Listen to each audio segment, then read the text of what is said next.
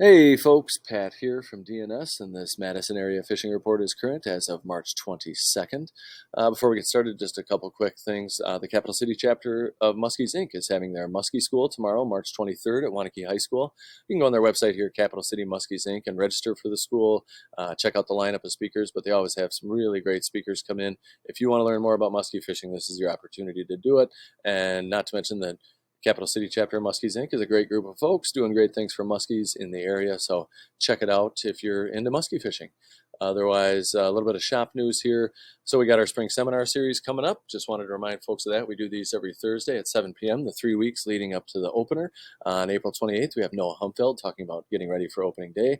25th, we have Dave Rowe coming in. He's the DNR Fisheries Team Supervisor for Southern Wisconsin. He'll be talking about the health of the Madison chain and the rationale behind some recent regulation changes and answering your questions. Kyle Zempel will be here May 2nd talking about Wisconsin River smallmouth. So it's a great lineup of speakers. We're excited to have those and be doing those. And yeah, mark them on your calendar to come check them out. We got our fishing regulations in, so the paper copies are here. If you bought a license already and didn't get a copy, you can swing by and grab one. Otherwise, yeah, we got those. Bunch of new stuff on this end cap here for 2024. I made a post about the Rapala Pito and Otis's. These are a super cool looking bait.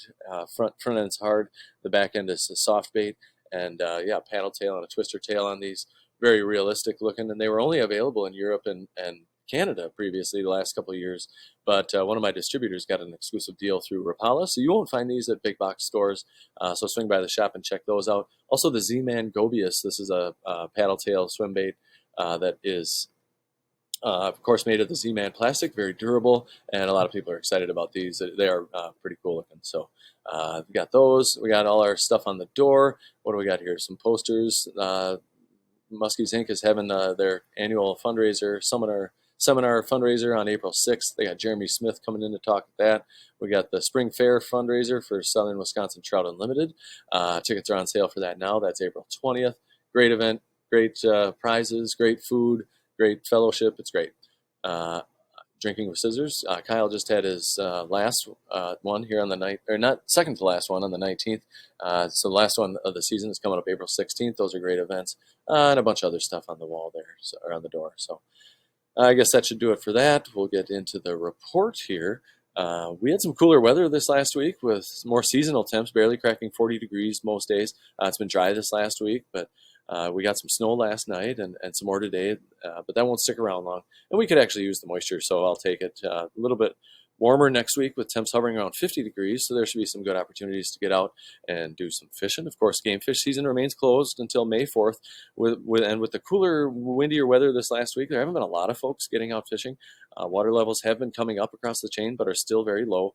I've been hearing about some good panfish action in a couple spots around town and beyond. Early season catch and release bass is open, and folks are starting to find some fish, even though the water's a little cold yet. Even though the water levels have been low on the river, folks are finding good walleye and sauger action with fathead minnows, hair jigs, and walleye flies all working well. And of course, let's not forget about the fantastic trout fishing our area has to offer. And the trout season right now is catch and release only, and you can only use artificial lures, but it's a great opportunity to get out and enjoy some of the great fishing for trout that our area has to offer. So lots going on still.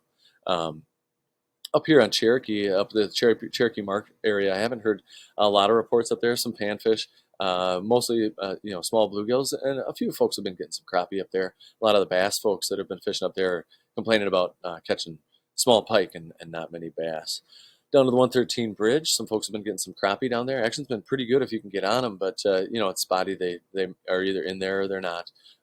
Been hearing about some small perch being picked up. A lot of small pike down there. The catfish haven't moved in. I think the water just needs to warm up a little bit. I've heard the catfish are kind of staged out here in the North Bay. So yeah, pretty soon they should be starting to move up into the 113 bridge area, and that'll be a great bite when that gets going. Otherwise, I'm in Mendota. Not a lot of reports off the main lake with game fish season being closed, but little areas like this inlet at Mendota County Park, Pheasant Branch, Marshall Park, Spring Harbor, University Bay, any shallow bays and inlets you can find on Lake Mendota are a pretty safe bet to find some fish. The Tenney Park area has been producing some fish in the area of the breakwall. Of course, fishing below the locks here is closed, basically down to East Johnson Street until May 4th. That's a fish refuge, and Kind of the same deal on Monona, though, as far as reports. Not much off the main lake, although the area up here where the Yahara dumps in can be a good spot. Uh, Early season down here, of course, Monona Bay, the crappie bite down there has been good along the tracks over here, and in Brittingham Bay, some bluegills coming out of there. Lake Winger, of course, full of small panfish. Great opportunities over there, especially if you want to keep a kid busy. Um, and some giant bass in there too. Bass season is open now, but of course you can't target game fish.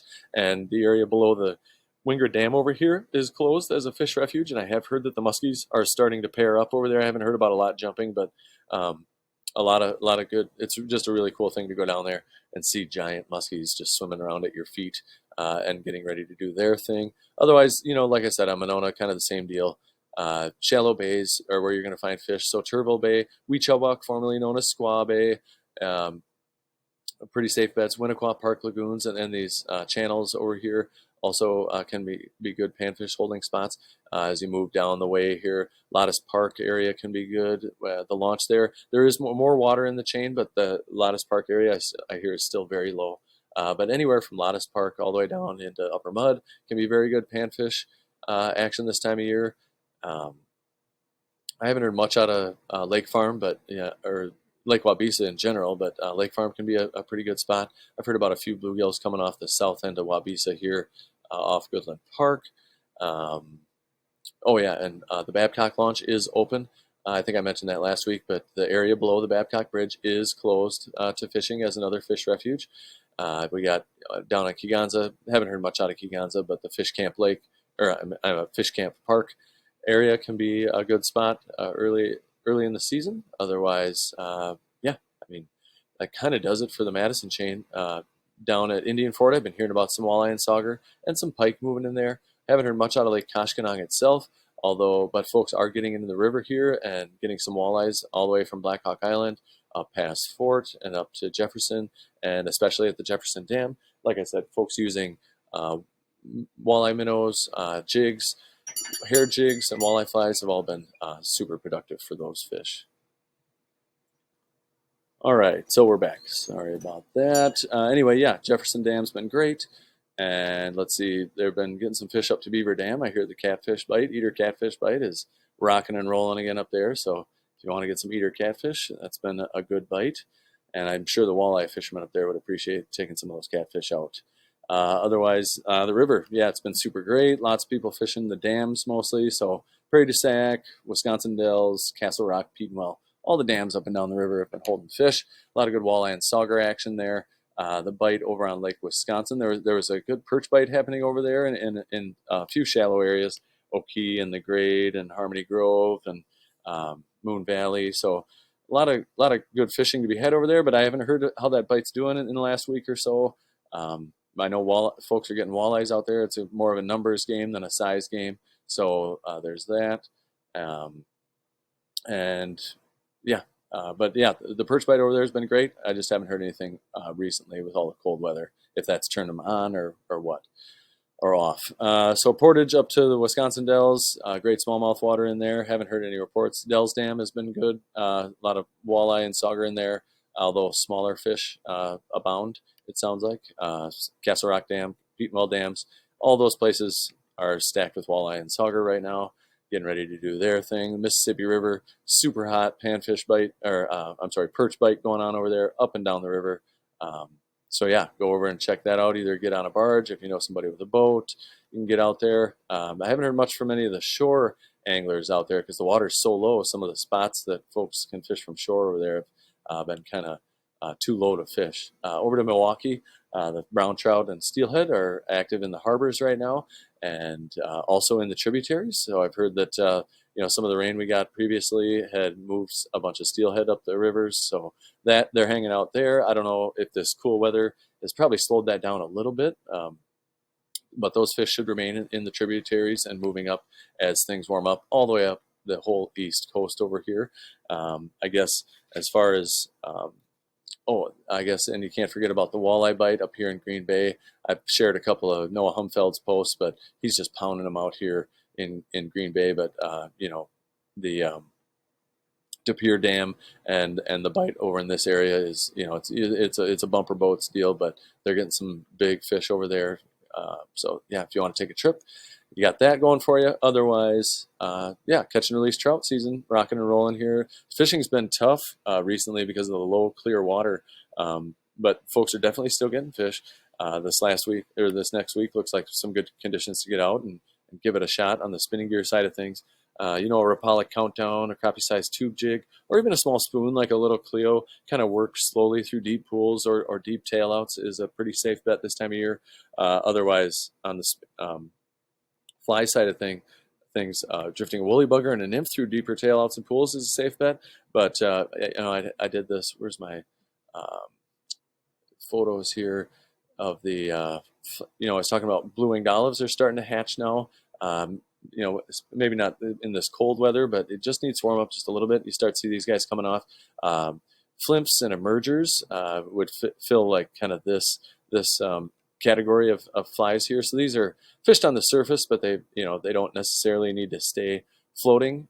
So they imitate a bug that's maybe struggling in the surface film to come off. And these are a great option. Emergers are a great option if you got bugs coming off, but fish aren't rising and committing all the way to the top, and maybe your nymphs aren't working. This is kind of a mid-range in there, and I mean they work any time, but sometimes they can really come in handy to have in your box. So blue-winged olive, flimps, and emergers, great option. You can drift them downstream. You can cast them upstream just like a normal fly that you might fish, or you can swing them downstream and kind of jerk them back up and give them a little action there, and that'll elicit strikes a lot of times. So anyway, great options. Blue-winged olives are happening, and fly fishing is fun. So I guess that pretty much does it for the report. Feel free to call the shop at 241-4225 if you want us to expand on anything or if you have any questions. Otherwise, post your comments and catches below. And yes, I want to thank you for tuning in, and we will talk to you next week. Thanks so much.